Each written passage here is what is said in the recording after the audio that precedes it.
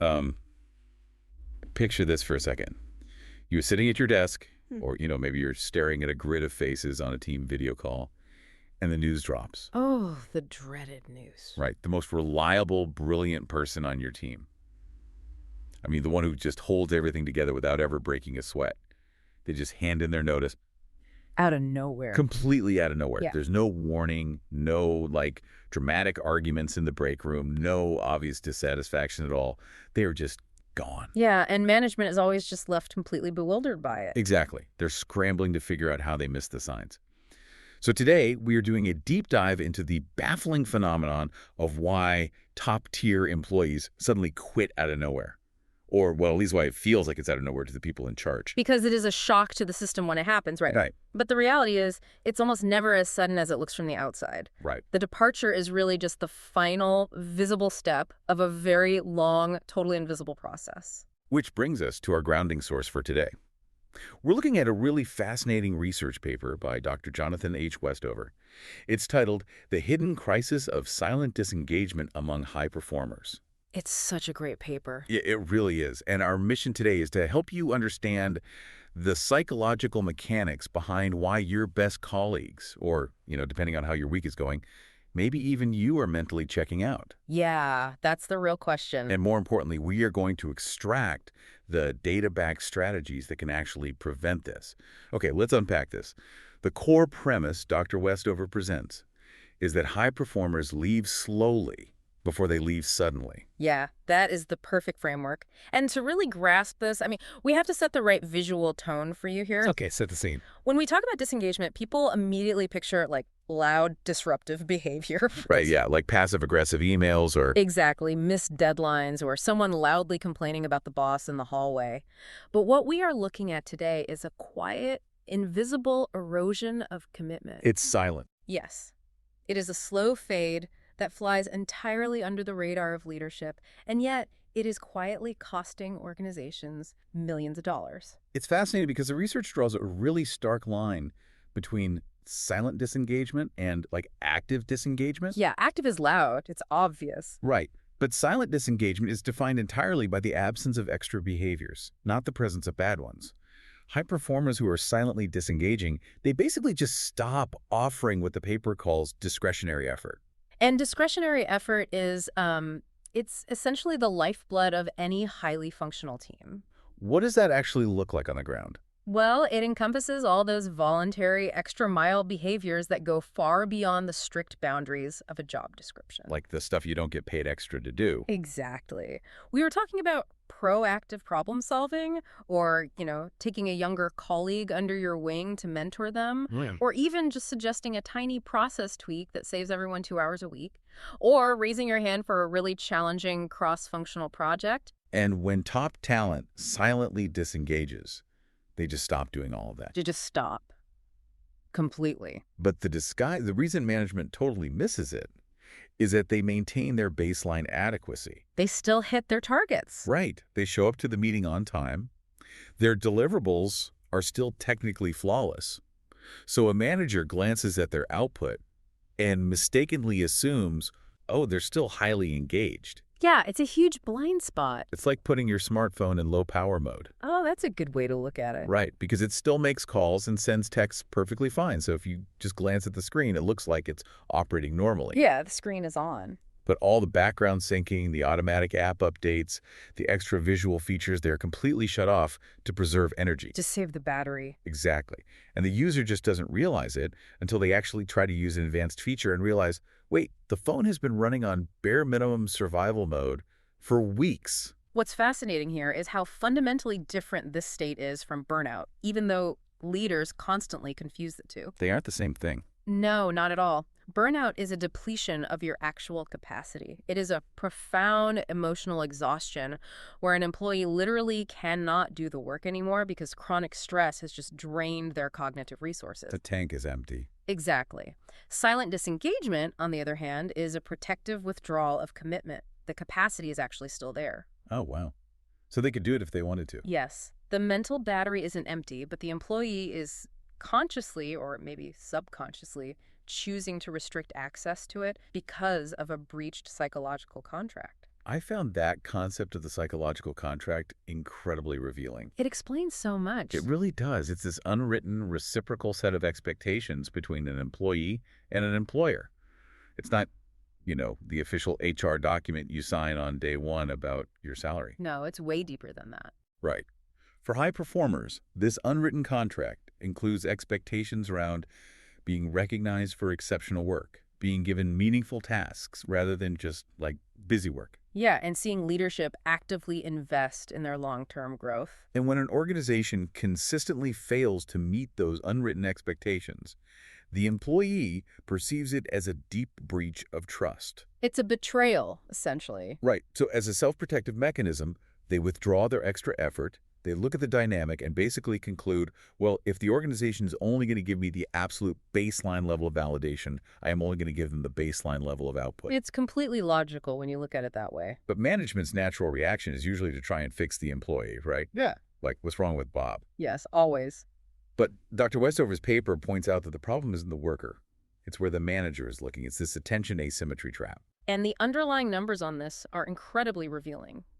When you analyze a typical manager's calendar, they naturally spend 60 to 80% of their time dealing with the lowest performing 20 to 30% of their employees. 60 to 80%. That is wild. It is wild, but it's human nature to focus on the immediate squeaky wheels, right? But this creates a massive attention asymmetry. So the high performers are essentially left entirely to their own devices because they're deemed reliable. Exactly. They don't accidentally start fires, so they never get a visit from the fire chief. And their reward for being reliable is almost always just a heavier burden. Yep, more work. The paper describes this dynamic as recognition scarcity combined with inequitable burden. Think about the paradox here. Consistent daily excellence becomes entirely invisible to leadership. Companies only seem to reward heroics. Right. If you run in and fix a massive chaotic crisis at the last second, you get a company-wide email praising you. You're the hero. But if you are the steady, proactive contributor who quietly prevents the crisis from ever happening in the first place, You get absolutely nothing. nothing except more tasks piled onto your desk. When management constantly hands the hardest, most complex tasks to a top performer simply because they can handle it, it stops feeling like career development. It starts feeling like pure exploitation. Well, wait, hold on. I have to push back on this for a second. Mm-hmm. Put yourself in the shoes of a middle manager. Okay, playing devil's advocate. Yeah. I mean, doesn't that just sound like responsible triage? Yeah. If the ship is actively leaking, you have to fix the hull. Right. You don't spend your time walking around the deck complimenting the part of the hull that is holding strong. Yeah. Right? You focus on the leak so everybody doesn't sink. Mm-hmm. Why is focusing on the problem considered a breach of trust by the top performer? Well, because your top performers are not inanimate pieces of a ship's hull. Fair point. That exact triage mentality is the trap. By taking high performers for granted, managers send the implicit, totally unintended message that exceptional, consistent performance actually doesn't matter. Oh, I see. Over time, high performers interpret that lack of managerial attention as total indifference to their value. And this is especially dangerous when it leads to development neglect. Which really impacts younger workers, right? Yes. Dr. Westover discovered something really counterintuitive about younger high performers, specifically those under 35. They have an incredibly low tolerance for this triage management style. They won't just sit there and take it. No, they won't. If they do not see leadership actively investing time in their personal growth trajectory, they will rapidly jump ship to external offers. Because they want career momentum. Exactly. They aren't just exchanging labor for a paycheck. If you ignore them, they will find someone who won't. Okay, so the steady workers get ignored, the squeaky wheels get all the coaching, and those top-tier employees slip into that low-power mode we talked about. Yep. Now, a skeptical executive might say, so what? If my high performer drops their effort a bit, but is still doing adequate work that checks every box on their job description, why is that a crisis? Right. They're still doing the job. But when you actually look at the numbers behind this, the company's overall output quietly plummets in ways that are just staggering. The hidden costs are massive, and they cascade through the organization. First, you have to understand the scale of productivity loss here. How big of a drop are we talking? Well, top performers typically produce 400% more output in complex roles compared to average performers. 400%. Yeah. So when a person who is operating at a 400% premium silently drops their effort down to just average, the organization experiences a massive, totally unexplained productivity stagnation. Because all that extra stuff just stops. Exactly. The creative problem solving, the process innovations, the mentoring, all those invisible pillars of growth just vanish overnight. The case study from the financial services firm Edward Jones really paints a vivid picture of this. They tracked advisor turnover and found that when top financial advisors left unexpectedly, branch offices saw a 23% drop in productivity over the next 12 months. And that decline didn't bounce back even after replacement advisors were hired. Which is the craziest part. They calculated it was costing over $500,000 per single departure. $500,000. Just gone. Because of lost tacit knowledge. All those unwritten workarounds, the specific client preferences, and the mental shortcuts that aren't in any official company handbook. When the top performer leaves, all that invisible architecture walks out the door with them. But we can't just look at the corporate balance sheet here. There is a profound individual toll happening before they ever quit. Right, the human cost. High performers in low power mode suffer intense psychological distress and what the researchers call moral discomfort. Like the Ritz-Carlton example. Exactly. Consider the internal surveys of frontline workers at the Ritz-Carlton. I mean, they are a brand globally recognized for exceptional guest service. 5-star everything. Right. But the data showed that when these high-performing workers felt invisible to their own management, they experienced intense emotional dissonance. Because they're giving everything to the guest, but getting nothing from the boss. Yes. They were out there pouring their energy into delivering empathetic service while feeling entirely unvalued and unseen by the people signing their paychecks. It's exhausting. And the examples from the healthcare sector are even heavier. Think about silently disengaged high-performing nurses. The stakes are so high there. They really are. They're still following medical protocols perfectly, right? They're administering meds on time. But they stop volunteering for those extra unrequired quality checks. They stop catching Pure's minor errors. Yes, or suggesting proactive safety improvements to the ward. That leads to very real patient safety risks. But it also creates a massive psychological burden for the nurses themselves. Because they know they could do more. Exactly. They're internally battling the moral discomfort of knowing they could do more, but choosing not to, because the system has burned them. Here's where it gets really interesting, though. It's the Jenga effect. The Jenga effect. Yeah. Losing one high performer isn't just taking a single block off the top of the pile. It's pulling a structural load-bearing block right out of the middle. It shakes the whole tower. The source material maps out a clear contagion effect. When one highly respected person withdraws their enthusiasm, 3 to 5 closely connected colleagues notice the shift, and they adjust their own effort down in response. If we connect this to the bigger picture, you can see how easily this turns into a full-blown turnover cascade. Because it just spreads. Exactly.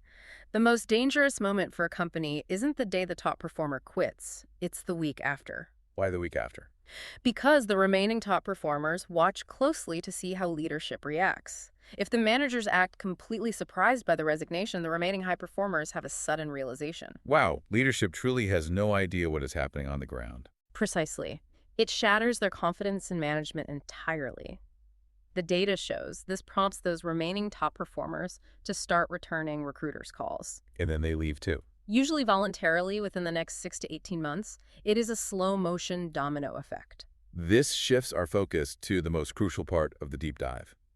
Now that we understand how devastating this ripple effect is, how do organizations actually stop the bleeding? How do you fix it? Right. If triage management is failing, how do you rewire the system before that resignation letter hits the desk? The paper outlines some very specific evidence-based solutions, starting with building what it calls a recognition architecture. And recognition is the single most powerful intervention. But I have to say, most companies do it entirely wrong. Like giving everyone a pizza party. Exactly. It has to be specific and it has to be frequent. A generic great job team at the end of a quarterly meeting provides almost zero motivational value. And a once-a-year bonus doesn't sustain daily engagement either. No, it doesn't. You have to look at how successful organizations operationalize this psychologically. Toyota's North American plants, for example, instituted 60-second daily stand-up acknowledgments. Daily. That sounds like a lot. It does, but it's crucial to understand why that works, rather than just brushing it off as a forced corporate ritual. Right, because the psychology behind Toyota's 60-second stand-up is that it provides continuous proof of value. Yes. It effectively rewires the broken psychological contract by satisfying the human need for immediate feedback. They aren't clapping for people just showing up. No, they are calling out specific, concrete impacts every single day. And the specificity is what makes it authentic. Cisco took a different route by implementing a peer-to-peer system called connected recognition. I love that approach. Right. Validation from a respected colleague often carries way more weight than praise from a supervisor who sits in a different building. Because peers are the ones actually in the trenches seeing the daily grind.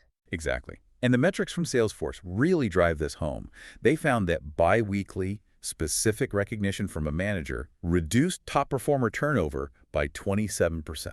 27%. That is a massive retention win. Just from having managers systematically pause twice a month to say, I see the specific extra effort you put into that client presentation, and it matters. But, praise alone won't fix an overloaded desk. Good point. You have to address attention and workload equity.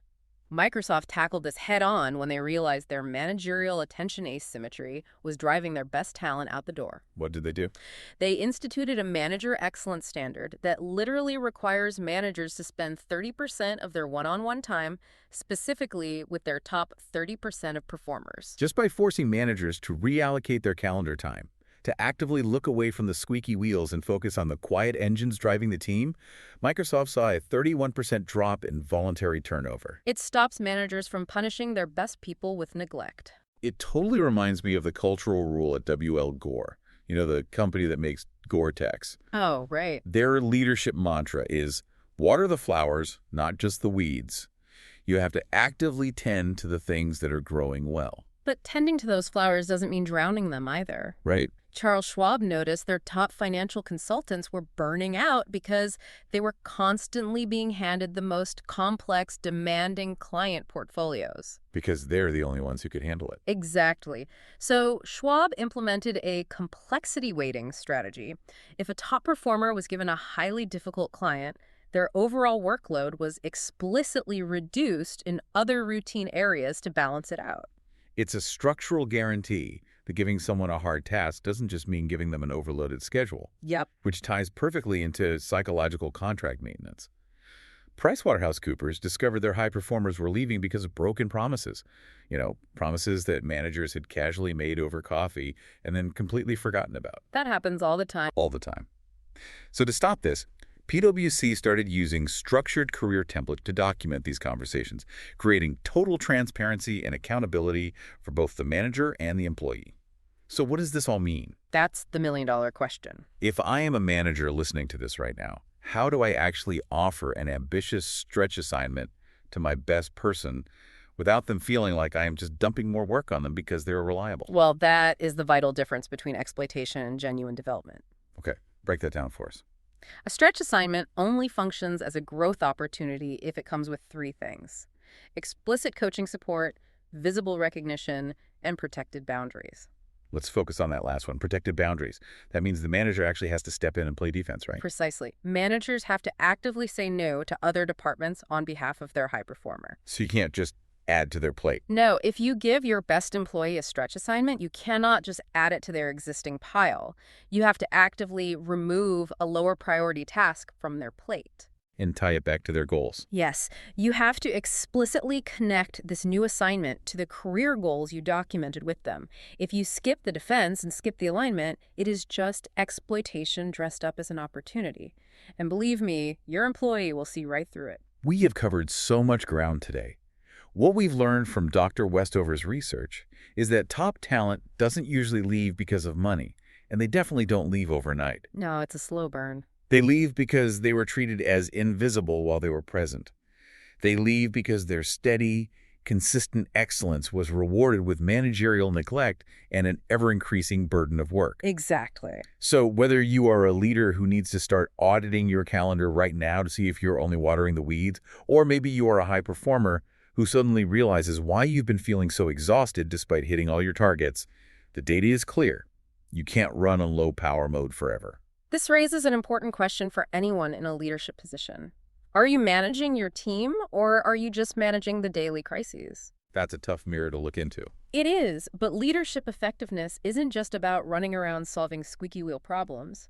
It is about actively architecting an environment where steady excellence is noticed, protected, and celebrated.